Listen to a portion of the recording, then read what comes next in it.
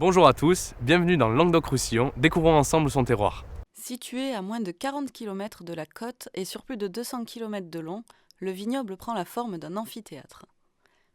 Débutons par un peu d'histoire. Tout commence au 5e siècle avant Jésus-Christ. Les Grecs implantent les premières vignes autour de la ville d'Agde. En 92, l'empereur Domitien ordonne l'arrachage des vignes au profit des vins de Rome. Près de 200 ans plus tard, Probus revient sur cette décision et le vignoble se reconstruit. Saint Benoît d'Aniane fonde en 782 le premier établissement religieux, à l'origine de nombreuses abbayes, jouant un rôle décisif dans le développement du vignoble. Le phylloxéra ravagea le vignoble au XIXe siècle. À la fin des années 70, les habitudes alimentaires changent. La consommation diminue, on recherche la qualité et les vignerons se mettent à travailler dans ce sens. Aujourd'hui, la qualité prime sur la quantité dans la région. Passons à présent sur le sol en lui-même.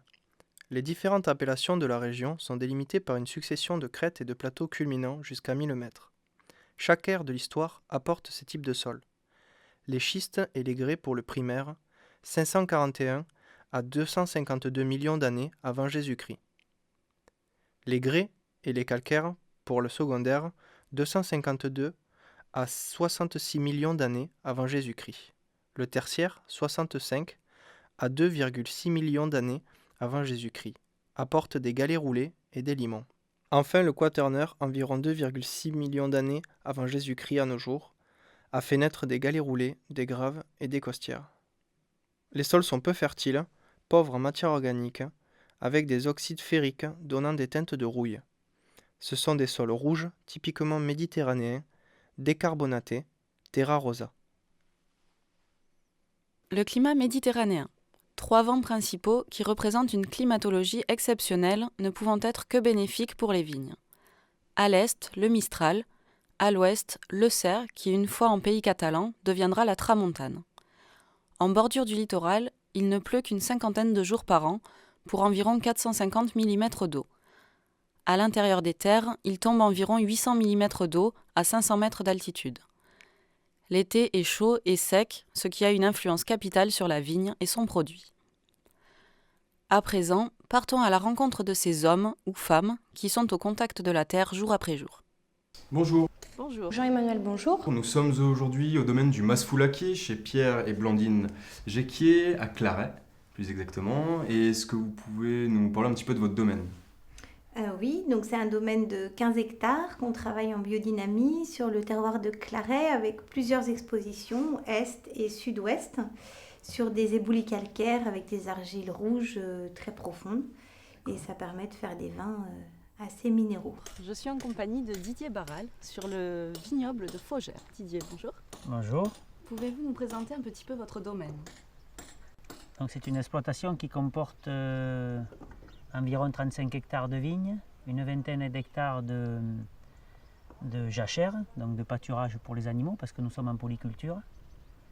On travaille sur les cépages classiques, Carignan, Grenache, Syrah, Cinsault, Mourvèdre, pour les rouges, et Terrette blanc, Terrette gris, un peu de Viognier, de Roussanne et du Servant pour les blancs. Je suis en présence de Jean-Emmanuel, donc gérant du domaine de la rectorie à Bagnols-sur-Mer. Pouvez-vous donc nous expliquer la notion de terroir pour vous ? Pour moi, les notions de terroir,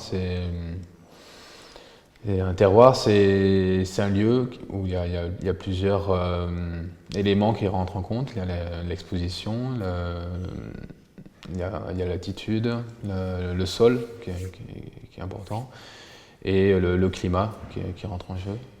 Et donc c'est un ensemble d'éléments qui font que sur Bagnols, on aura un terroir différent que sur Cosperon ou sur la plaine. Ça permet d'avoir vraiment une diversité au niveau des produits. Est-ce que vous pouvez nous expliquer un peu l'influence climatique que ça a sur vos vins ? Sur Bagnols, vu qu'on a la mer à côté, on a pas mal d'influence maritime. Ça apporte pas mal de fraîcheur sur les vins. Je trouve que c'est assez intéressant. Et sur les blancs, ça apporte pas mal de ce côté iodé qu'il y a sur les blancs. Et après, on a pas mal de vent de tramontane, c'est le vent du nord. C'est un vent qui est assez fort. Et ça permet en même temps d'aérer les souches, ne pas avoir trop de problèmes de maladie. Ça permet d'assécher le terroir. Et après, on a très peu de pluviométrie, donc c'est un terroir très sec. Donc ça fait des fois des vins qui ont une concentration assez élevée.